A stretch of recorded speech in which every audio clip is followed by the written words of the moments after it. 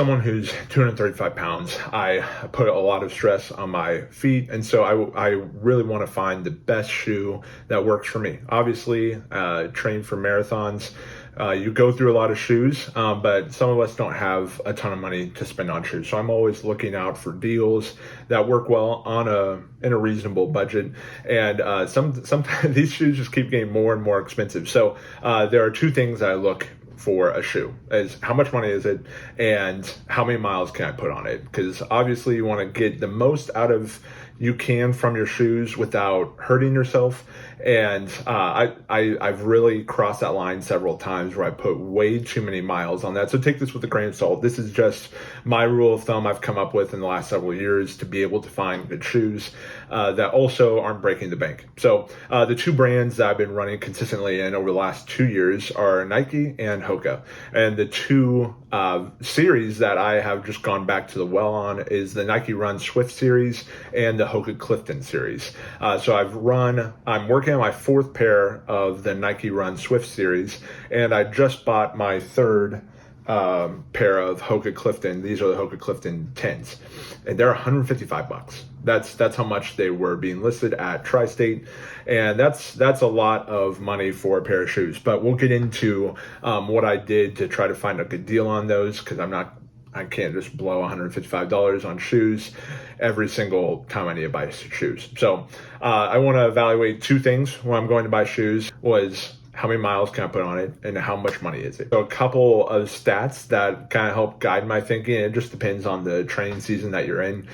So I've run in the Nike Run Swift series. This is my fourth pair of shoes. So I've gone through 3 full pairs. I've been able to put on just over 1,200 miles, 1,218 miles, and that breaks down to about 406 miles per shoe. And they're generally about $90. I paid $80, and I had a bit of a discount, so I was able to buy these straight from the Nike store.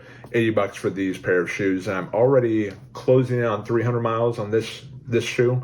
I raced in these in my last half, and I did all my 5K training in this one, and I'm starting my aerobic build for my 3:30 marathon attempt in these pairs. So, and then for the Hokas, I have only done 2 full pairs of shoes, but I put on 1,202 miles. So that's 601 miles per pair.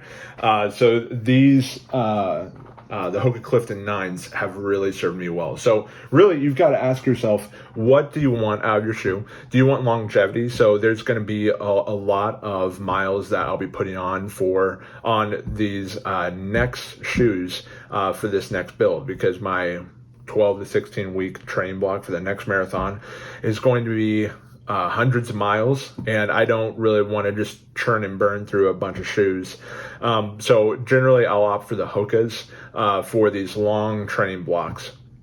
But if I'm in like smaller preps for half marathons, I think the Nike Run Swift series is genuinely a good series to go with, and it's much cheaper. Now, for the Hoka few hacks that I use to be able to afford $155, I waited till Black Friday, so there's a 25% sale on them, and I also had a $40 gift card from a good friend of mine who gave it to me for my birthday. So that brought it down to actually what I ended up paying for the Nikes on a slightly smaller discount. So that's a lot more reasonable. I hope this helped. I'd be really curious to hear your tips on how you can afford shoes, on the shoes you like, on the brands you liked. I've raced in a lot of other brands. I've tried Brooks. I've done a few other brands like New Balance.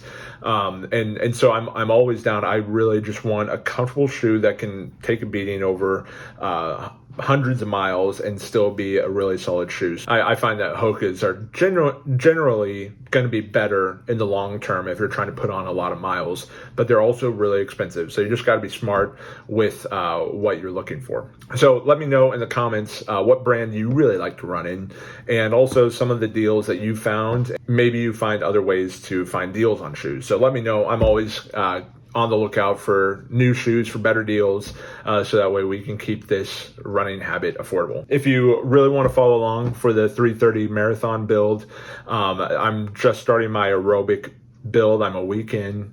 Feel free to follow along. I'll be posting pretty consistently throughout the week.